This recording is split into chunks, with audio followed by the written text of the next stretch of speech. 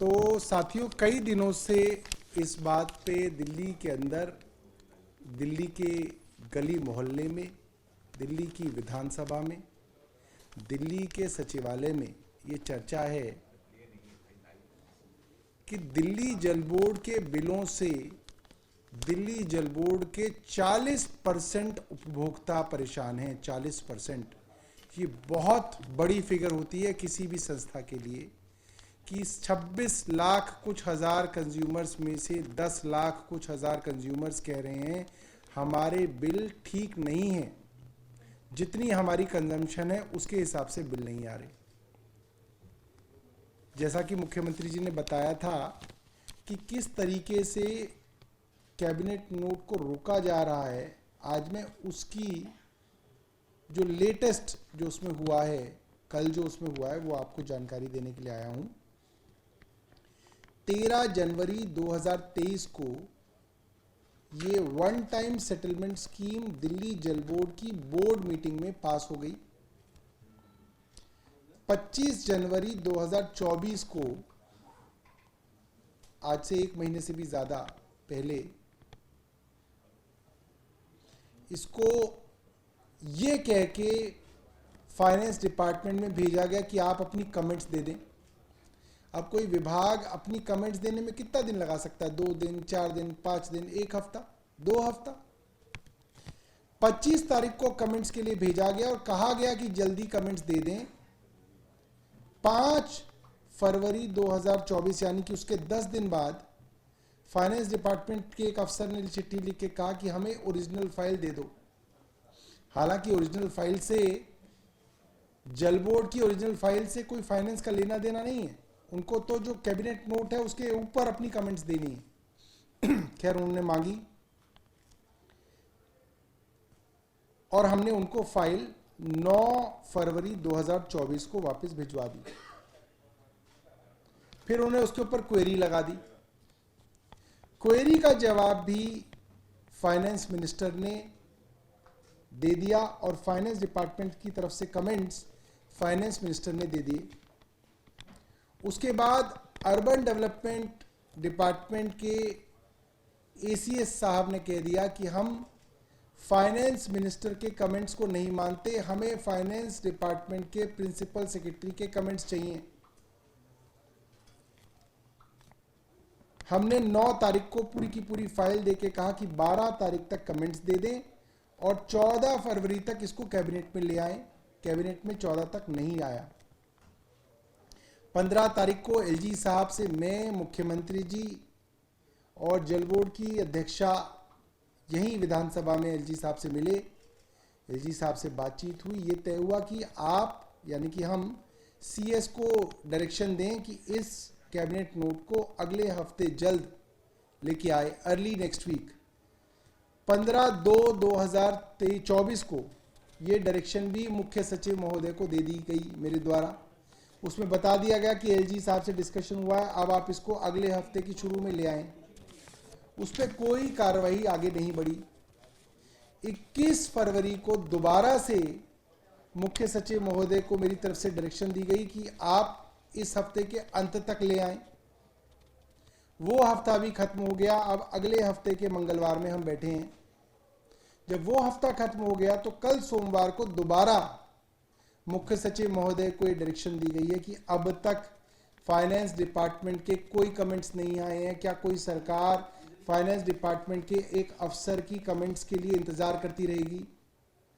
सरकार, मंत्री, मुख्यमंत्री चला रहे हैं या फाइनेंस विभाग के अफसर चलाएंगे? लिहाजा मुख्य सचिव जी को दोबारा से डायरेक्शन दी गई है कि अब आप इस हफ्ते के अंत तक या तो फाइनेंस डिपार्टमेंट की कमेंट्स दे दीजिए, नहीं तो फाइनेंस डिपार्टमेंट अपनी कमेंट सीधे कैबिनेट मीटिंग में लेके आ जाए। हम लोग कैबिनेट मीटिंग तय कर रहे हैं, क्योंकि 1 महीने से भी ज्यादा हो गया। कोई कितने दिनों तक फाइनेंस डिपार्टमेंट के लिए? ये साफ देखने में आ रहा है कि एलजी साहब के दबाव के चलते अफसर इन फाइलों को प्रोसेस नहीं कर रहे हैं और इन कामों को रोका जा रहा है, ये साफ देखने में आ रहा है। अब एलजी साहब कहेंगे अरे मैंने कैसे कहा, मेरी मेरी मेरी आपके पास कोई फोन रिकॉर्डिंग है? तो फोन रिकॉर्डिंग तो हो भी नहीं सकती। हाँ, मगर पूत के पांव पालने में जरूर दिख जाते हैं। अगर हम किसी अफसर की शिकायत बार बार एलजी साहब को कर रहे हैं और एलजी साहब ना उसका ट्रांसफर कर रहे, ना उसको सस्पेंड कर रहे, ना उसको शो कॉज नोटिस कर रहे हैं, इसका मतलब मिली भगत से काम चल रहा है। और एलजी साहब के ऊपर केंद्र सरकार है, भारतीय जनता पार्टी है, जो नहीं चाह रहे हैं कि ये स्कीम जो है दिल्ली के अंदर आए और कंज्यूमर्स को इसका फायदा हो। इसी तरीके से सिर्फ इसी में नहीं, हमने हेल्थ डिपार्टमेंट के मामलों में भी देखा कि जहां जहां हेल्थ सेक्रेटरी ने हेल्थ डिपार्टमेंट के पैसे रोके, बार बार एलजी महोदय को सबूतों के साथ चिट्ठी लिखने के बावजूद भी उन्होंने उसके ऊपर कार्रवाई नहीं की है। तो हम दोबारा से ये केंद्र सरकार और एलजी साहब से अपील करेंगे कि इस जनता की भले के लिए लाने वाली स्कीम को जल्द से जल्द वो प्रोसेस करा के कैबिनेट के सामने लेके आए। बहुत बहुत धन्यवाद। एलजी साहब से हम 15 फरवरी वैलेंटाइंस डे के अगले दिन उनसे हम मिले जी।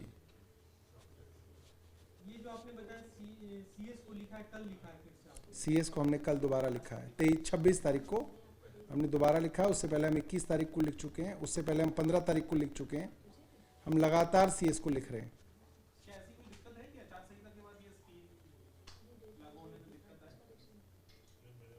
मुझे लगता है कोई भी स्कीम आचार संहिता के अंदर तो शायद उसके अंदर कुछ शायद हो सकता है कि परेशानी हो। मेरे को बहुत ज़्यादा जानकारी नहीं है, बट हो सकता है इसीलिए इसको देर किया जा रहा हो। कुछ बताया कि कैबिनेट मीटिंग कब है? कैबिनेट मीटिंग हम रखेंगे इस हफ्ते के अंत में, हम कैबिनेट मीटिंग रखेंगे। और हमने डायरेक्शन दी है कि अगर आप कमेंट्स तब नहीं ला पाए, अभी नहीं दे पाए, तो आप सीधा कमेंट्स जो है कैबिनेट मीटिंग के अंदर लेके आ जाएं। हम उनकी कमेंट्स को कंसिडर करके कैबिनेट उसके ऊपर अपना फैसला लेगा। आज आम आदमी पार्टी की महत्वपूर्ण पीएसी की बैठक होने वाली है, लोकसभा उम्मीदवारों के नाम की चर्चा होगा। क्या कुछ आप लोगों ने नाम तय किए हैं, उसी में चर्चा होगी और उसे फाइनल करेंगे? 4 सीटों के ऊपर दिल्ली में चर्चा है और हम लोगों के कई डिस्कशंस हो रहे हैं, फीडबैक्स लिए जा रहे हैं और उम्मीद है हमें कि आज पीएससी के अंदर इन नामों पे भी चर्चा होगी। कोई सर्वे या कुछ आम आदमी पार्टी ने कराया? ये हमारे जो ऑर्गेनाइजेशन के जनरल सेक्रेटरी हैं वो देखते हैं काम, हमें जानकारी नहीं है। ईडी की रेड्स भी आज कई जगहों पे चल रही हैं विपक्षी नेताओं पर। ईडी के मामले में आपको जो समन आया है सीएम को, उसको गैर कानूनी बता ही चुके हैं। लोकसभा चुनाव से पहले क्या लगता है कि इसी तरह की कार्रवाई होगी? और ये तो होगी, ईडी की कार्रवाई तो अभी विपक्षी नेताओं पे चल ही रही, चलती ही रहेगी, पत्रकारों पे भी चलती है कभी कभी।